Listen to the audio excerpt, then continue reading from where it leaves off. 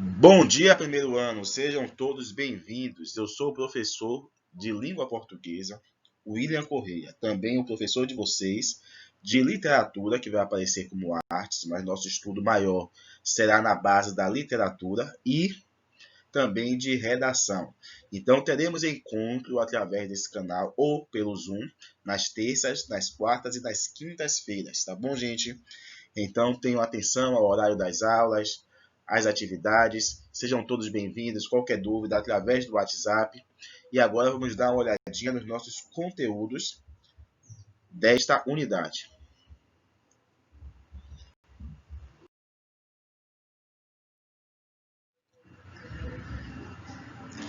Quando tivermos aula pelo Zoom, vamos nos conhecer um pouco mais, certo? Mas de início, o que eu quero apresentar para vocês são os assuntos da primeira unidade. História da língua portuguesa, que nós veremos agora. Depois, na próxima semana, teremos a variação linguística. Depois, fonologia e fonética, que é um assunto um pouco mais complicado, sendo que os dois anteriores são assuntos bem fáceis. Então, fonologia e fonética será um assunto parcelado. Teremos primeira parte, segunda parte e talvez até uma terceira parte, de uma forma que vocês possam atingir um bom aprendizado, tá bom?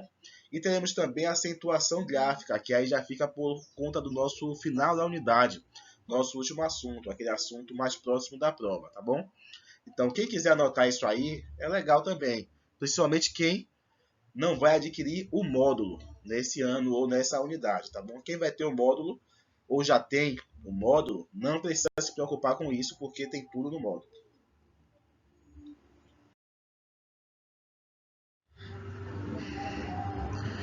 Como eu havia dito, hoje nosso assunto se encontra na página 10 do módulo de vocês.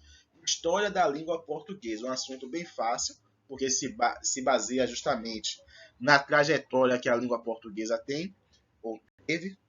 Então vamos lá iniciar nosso estudo na página 10 do módulo.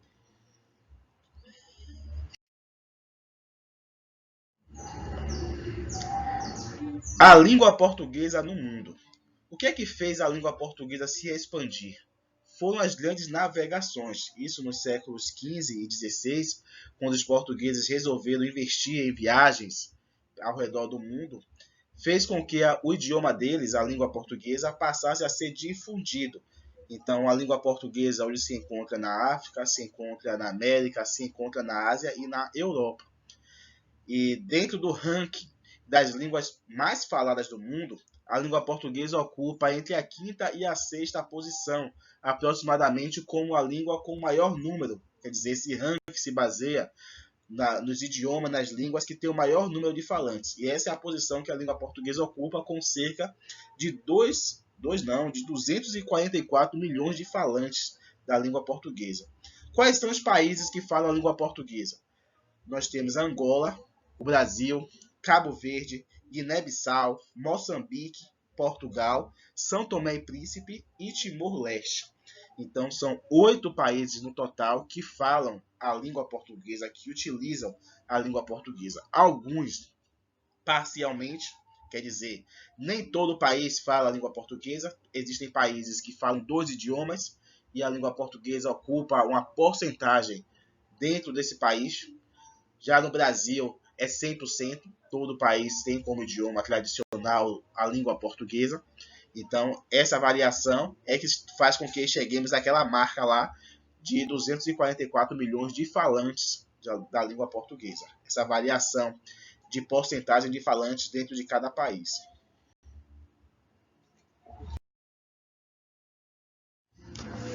Aqui nós temos uma tabela em que relata justamente essa proporção de falantes da língua portuguesa.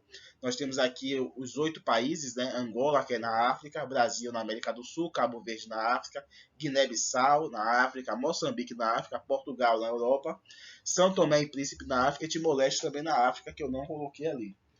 Então, esses são os países que falam a língua portuguesa. E aqui nós temos a porcentagem de falantes.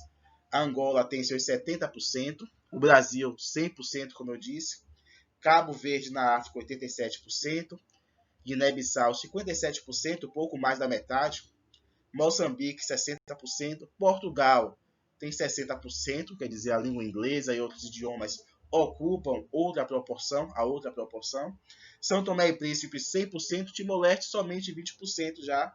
Timor-Leste, na verdade, já é na Ásia, né? Na Ásia, somente 20% da população do Timor-Leste fala a língua portuguesa.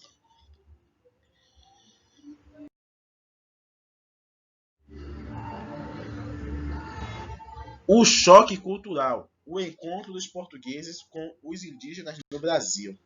Isso aqui é bem interessante, pessoal, porque a língua portuguesa ocupa essa posição de 100% no nosso país, de uma forma que não foi fácil para os indígenas, né? Porque quando os portugueses chegaram aqui no território brasileiro, tinham cerca de 6 milhões de indígenas, que é um número muito superior ao número de portugueses que chegaram. E assim os portugueses precisavam de achar uma forma de se comunicar com aqueles indígenas, já que os indígenas falavam diversos idiomas, tinham diversas linguagens. Então eles conseguiram chegar a uma língua chamada de língua geral, que era uma língua que podia ser compreendida por boa parte dos indígenas e também pelos portugueses. Só que com o passar do tempo, essa colonização se tornou cada vez mais agressiva e assim os indígenas foram dizimados, né? Na maior parte, os indígenas foram dizimados. O que restou foram 300 mil nativos, de 6 milhões, restou 300 mil somente. E na língua, ficaram somente 160 línguas, né? Então nós tínhamos aqui uma variedade de idiomas, de línguas nativas, que foram dizimadas juntamente com a população indígena. Então, nesse choque cultural que ocorreu aqui no Brasil, os indígenas foram prejudicados. Se fosse de uma outra maneira, talvez hoje ainda tivéssemos uma boa porcentagem, ou até nós mesmos aqui de Salvador, pudéssemos falar alguma língua nativa indígena. Mas essa influência que poderíamos ter no nosso idioma foi dizimado juntamente com a maior parte da população indígena.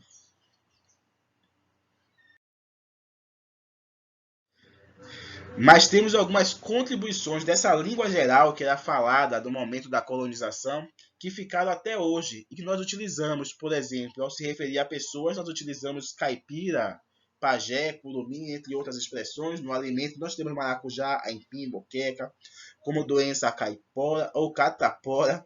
Na flora nós temos o abacaxi, o ipê, jacarandá, que são palavras, e pitanga, palavras que eram utilizadas na língua geral e que até hoje nós utilizamos na fauna, sabiá, e temos a jararaca, a jiboia, o urubu, entre outras. Também temos essa influência em outros setores, certo? Como nos fenômenos e nas crendices que tem a ver com o nosso folclore.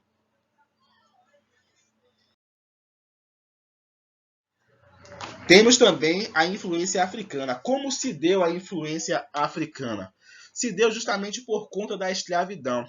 Isso entre os anos de 1538 a 1855, o Brasil recebeu cerca de 18 milhões de africanos que vieram para cá para servir como escravos. Então, esse contato com os africanos, com a linguagem africana, acabou deixando herança no nosso vocabulário. Por exemplo, quando falamos abadá, agogô, babá, lambada, quiabo, canjica, moleque, mochila e muitas outras palavras, na verdade estamos utilizando palavras que são de origem africana, que é uma influência, uma herança deixada pelos escravos para o nosso idioma, que forma assim a língua portuguesa que é falada no Brasil. Então, a língua portuguesa falada no Brasil, que tem características diferentes com a língua portuguesa falada ao redor do mundo, tudo é língua portuguesa, mas cada uma com as suas particularidades, nós temos essa influência que forma a nossa língua portuguesa individualmente.